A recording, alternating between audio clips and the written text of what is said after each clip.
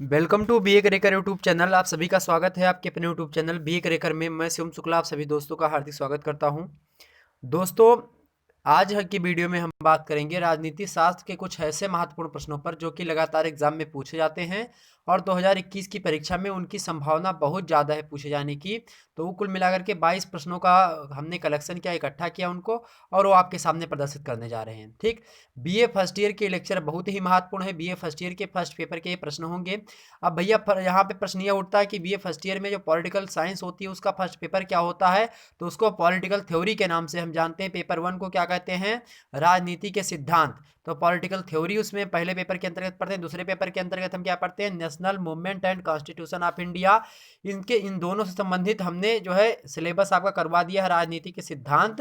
और दूसरा क्या है? स्वतंत्रता आंदोलन और भारतीय संविधान। इन दोनों का सिलेबस हमने करवा दिया है, आप इसी चैनल पर देख सकते हैं उसको।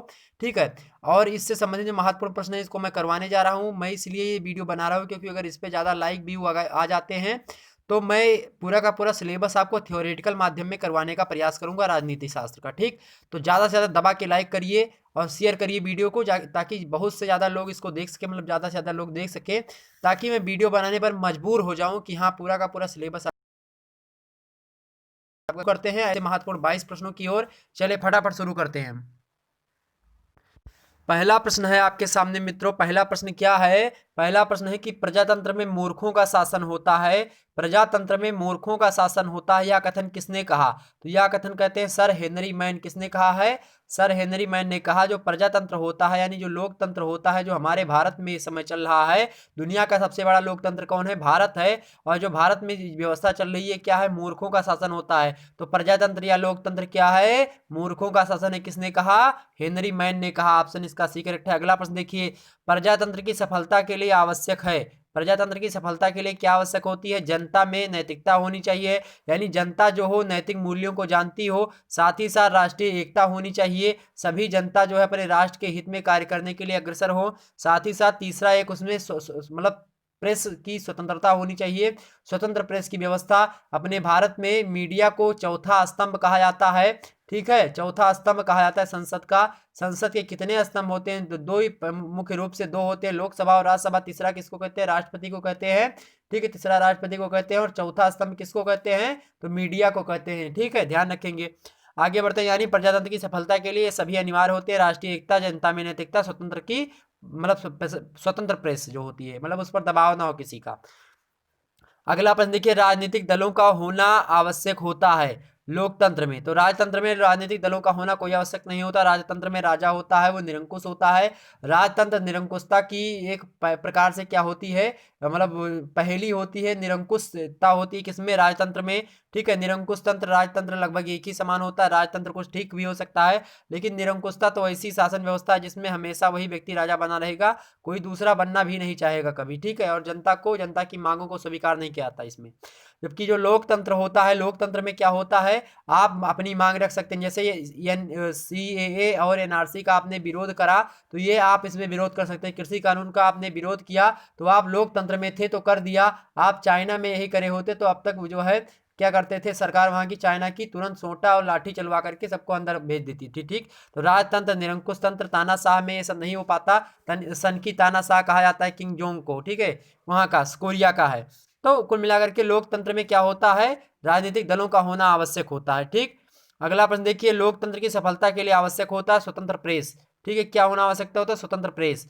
आगे देखते हैं भैया, अगला प्रश्न है, एकल संक्रमणीय प्रणाली को सबसे पहले लागू किया गया था। तो एकल संक्रमणीय प्रणाली को सबसे पहले डेनमार्क में लागू किया गया था। एकल संक्रमणीय मत पद्धति के द्वारा राष्ट्रपति का चुनाव होता है अपने भारत में। किसके द्वारा? एकल संक्रमणीय मत पद्धति, यानी अनुपातिक मतलब अनुपातिक प्रतिनिधित्व प्रणाली। ठीक, या फिर इसको कहते हैं एकल संक्रमणीय मत पद्धति। तो डेनमार्क में सबसे पहले शुरुआत हुई थी। अराजकतावाद का अर्थ क्या होता है? अगला प्रश्न है, अराजकतावाद का क्या अर्थ होता है? तो अराजकतावाद का अर्थ होता है शासन का अभाव, यानी शासन का जहां पे अभाव होगी, यानी शासन व्यवस्था सही तरीके से नहीं चलेगी, वहां पर क्या हो जाएगा? अराजकता फैल जाएगी। जैसे हाब्स का जब सिद्धांत आपने पढ़ा होगा, हाब्स, रास, रूसो, ये आपके चैप्टर में है, 3-4 लगभग चैप्टर 3 या 4 में है आपका राज्य की उत्पत्ति से संबंधित सिद्धांत। उसमें हाब्स, लाक, रूसो, इन तीनों के सिद्धांत। किसी ने सामाजिक समझौते का सिद्धांत दिया, किसी ने जो है उसमें प्राकृतिक अवस्था में बताया था कि क्या हॉब्स ने बताया था शायद कि प्राकृतिक अवस्था में क्या बताया था कि प्राकृतिक अवस्था में लोग अराजक थे, मतलब जो धनी लोग थे वो लोग धनी ही होते जा रहे थे, जो गरीब थे वो गरीब होते जा रहे थे, जो मतलब जबर लोग होते थे वो निर्बल लोगों को क्या करते थे, मारते थे। इसी प्रकार से लोग ब्रह्मा के पास गए, ब्रह्मा से कहे एक राजा भेजो, तो उन्होंने मनु को भेजा। ठीक है, ये सारी चीजें आगे देखते हैं। अराजकतावादी होते हैं, कैसे होते हैं भैया? अराजकतावादी पूंजीवाद के विरोधी होते हैं, राज्य विरोधी होते हैं, दैवी प्रकृति के समर्थक होते हैं, सभी होती हैं, सभी ऑप्शन इसका डी। अगला प्रश्न देखते हैं, धर्मनिरपेक्ष राज्य होता है तो सभी धर्मों के साथ समान बर्ताव होगा जिस राज्य में, यानी सभी धर्मों को समान रूप से माना जाएगा, सभी धर्मों के साथ समान रूप से बर्ताव किया जाएगा, वो होता है धर्मनिरपेक्ष राज्य। ठीक, तो अपना भारत कैसा है? धर्मनिरपेक्ष राज्य है। यहाँ पे सभी धर्म क्या है? बराबर होते हैं। राज्य का कोई अपना धर्म नहीं होता है। ठीक, अगर आप ऑप्शन में होता राज्य का अपना कोई धर्म नहीं होता तो वही ऑप्शन हो जाता। आगे बढ़ते हैं। अगला प्रश्न देखिए, मॉडर्न डेमोक्रेसीज के लेखक कौन है? तो मॉडर्न डेमोक्रेसीज एक पुस्तक है, इसके लेखक कौन है भैया? तो मॉडर्न डेमोक्रेसीज के लेखक कौन है? लॉर्ड ब्राइस महोदय, ऑप्शन इसका ए करेक्ट है। अगला प्रश्न देखते हैं, द्विसदनीय विधानमंडल है। द्विसदनीय विधानमंडल भैया कहाँ कहाँ पर है? भारत में भी, अमेरिका में भी है और ब्रिटेन में भी है। ठीक है, द्विसदनीय शासन व्यवस्था क्या होती है? इसे भारत में देखते हैं, संसद है, संसद में द्विसदन होते हैं। कौन कौन से? पहला सदन होता है राज्यसभा, दूसरा होता है लोकसभा। लोकसभा को हम निम्न सदन कहते हैं क्योंकि वह हर 5 साल पर भंग हो जाती है। राज्यसभा को हम उच्च सदन कहते हैं क्योंकि उसका वो भंग नहीं होती कभी। तो राज्यसभा क्या नहीं होती? हमेशा कभी भंग नहीं होती। तो ऑप्शन में आपसे पूछा जाता है प्रश्न की कौन सा ऐसा सदन होता है जो भंग नहीं होता? तो संसद का जो राज्यसभा होता है वो भंग नहीं होता। ठीक है, ये बात ध्यान रखेंगे। अगला है, विश्व का सबसे बड़ा लोकतंत्र है। विश्व का सबसे बड़ा लोकतंत्र कौन है? भारत है। विश्व का सबसे बड़ा लोकतंत्र भारत। अगला अपन देखते हैं, राज्यों की अस्तित्व में लाए जाने का श्रेय कानून को है। यह बात किसने कही? यह बात कही कैफ्रे महोदय ने, कैब्र महोदय ने। ठीक, किसने कही? कैब्रे महोदय ने। किसने? कैब्रे या फिर कैब्र। ठीक, ध्यान रखेंगे। तो राज्य को अस्तित्व में लाने का श्रेय कानून को है, यह बात किसने कही है? कैब्रे महोदय ने कही। अगला प्रश्न देख लेते हैं भैया। अगला प्रश्न है कि राज्य की उत्पत्ति का सबसे प्राचीन सिद्धांत कौन सा है? तो सबसे प्राचीन सिद्धांत है दैवीय उत्पत्ति का सिद्धांत। कौन सा भैया? दैवीय उत्पत्ति का सिद्धांत सबसे पुराना सिद्धांत है। अगला देखते हैं, ऐतिहासिक या विकासवादी सिद्धांत का प्रमुख तत्व है। तो ऐतिहासिक या विकासवादी सिद्धांत का ये भी राज्य के से उत्पत्ति सिद्धांत है। तो एक था दैवीय उत्पत्ति का सिद्धांत, ठीक है, एक पितृसत्तात्मक सिद्धांत है, एक विकासवादी सिद्धांत, एक शक्ति का सिद्धांत है, एक सामायिक समझौते का सिद्धांत है। ठीक, तो तमाम प्रकार के सिद्धांत है जो कि राज्य की उत्पत्ति से संबंधित है। तो प्रश्न पूछा गया कि ऐतिहासिक विकासवाद या फिर ऐतिहासिक सिद्धांत या विकासवादी सिद्धांत जो कि राज्य से उत्पत्ति संबंधित है, वो उसमें प्रमुख तत्व कौन कौन से होते हैं? तो रक्त संबंध होता है, शक्ति या बल होता है, धर्म होता है। रक्त संबंध को अंग्रेजी में किनशिप कहते हैं, शक्ति या बल को हम फोर्स कहते हैं, धर्म को रिलीजन कहते हैं। ठीक, ये सभी आगे बढ़ते हैं, इसको विस्तार समझ लेंगे हम चैप्टर 3 या 4 के अंतर्गत। ठीक है, विस्तार से।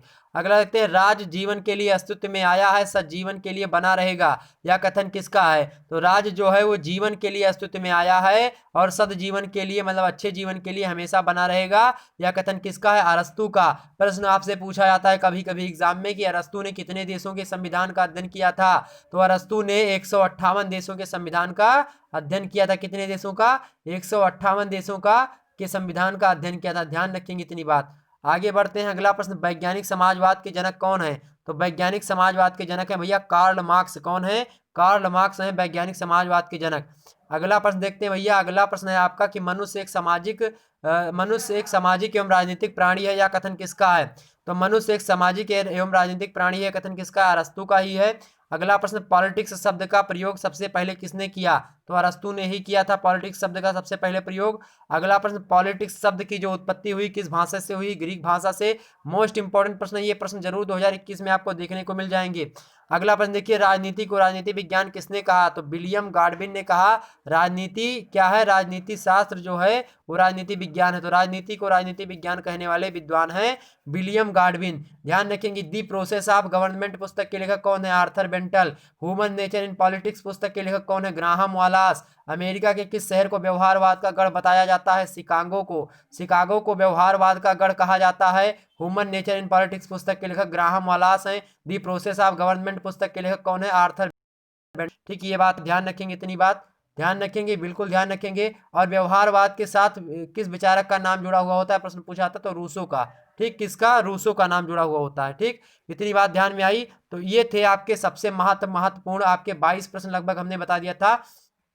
एक प्रश्न पूछा था आपसे कि प्लेटो ने आदर्श राज्य की कल्पना किस पुस्तक में की है। तो प्लेटो ने जो है रिपब्लिक पुस्तक में आदर्श राज्य की कल्पना की है, ध्यान रखेंगे इतनी बात। प्रश्न पूछा था कि दार्शनिक अध्ययन पद्धति के समर्थक कौन है। तो प्लेटो, रूसो, सिविजिक। ऑप्शन 3 ऐसे दिया रहेगा। तो ये तीनों होते हैं प्लेटो, रूसो, सिविजिक, ये तीनों दार्शनिक मतलब अध्ययन पद्धति के समर्थक हैं, जो कि राजनीति विज्ञान को पढ़ने से संबंधित एक पद्धति होती है। ठीक, ध्यान रखेंगे। और दार्शनिक अध्ययन पद्धति के विरोधी कौन है भैया। तो सिजबिक, रूसो, ठीक है, और प्लेटो, ये सब तो उसके ठीक है क्या है, दार्शनिक पद्धति के समर्थक है। लेकिन विरोधी कौन है, अरस्तु है, जिन्होंने 158 देशों का क्या करा था, संविधान पढ़ा था। ठीक, ये बात ध्यान रखेंगे आप, बिल्कुल ध्यान में रखना पड़ेगा, नहीं तो आपको एग्जाम में, मैं बता रहा हूँ, एग्जाम में ऐसे ही प्रश्न पूछे जाएंगे। एक प्रश्न बहुत सहज पूछा आता है कि इंग्लैंड की गौरवपूर्ण क्रांति कब हुई थी। तो इंग्लैंड की गौरवपूर्ण क्रांति आपकी 1688 ईस्वी में हुई थी। कब हुई थी, 1688 ईस्वी में हुई थी, ध्यान रखेंगे इतनी बात। चलिए भैया, तो इतने प्रश्न आपको ध्यान में रखना है, ये बहुत ही महत्वपूर्ण प्रश्न है, ये मुझे लगा कि आपको बताना चाहिए तो मैं बता दिया। तो चलिए फिर मिलते हैं। अगर इस वीडियो पर ज़्यादा से ज़्यादा लाइक और ज़्यादा से ज़्यादा शेयर आ जाता है, मतलब व्यू आ जाते हैं, तो मैं और जो है पूरा का पूरा सिलेबस आपका करवाने का प्रयास करूंगा। एक प्रश्न पूछा था कि भूतकाल की राजनीति ही इतिहास है। भूतकाल की राजनीति ही इतिहास है, यह विचार किसका है। तो फ्री मैन का है। फ्री मैन ने क्या कहा, जो भूतकाल होता है वो राजनीति का इतिहास होता है। राजनीति का इतिहास क्या है, भूतकाल होता है। ये कथन किसने कहा, फ्री मैन ने कहा। ठीक है, रूसी क्रांति कब हुई थी, 1917 में। 1917 में रूसी क्रांति हुई थी, ये भी बात भी ध्यान रखेंगे। 1688 ईस्वी में इंग्लैंड की गौरवपूर्ण क्रांति हुई थी। ठीक, ध्यान रखेंगे। तो चलिए फिर मिलते हैं हम अगले वीडियो में, तब तक के लिए जय हिंद, जय भारत।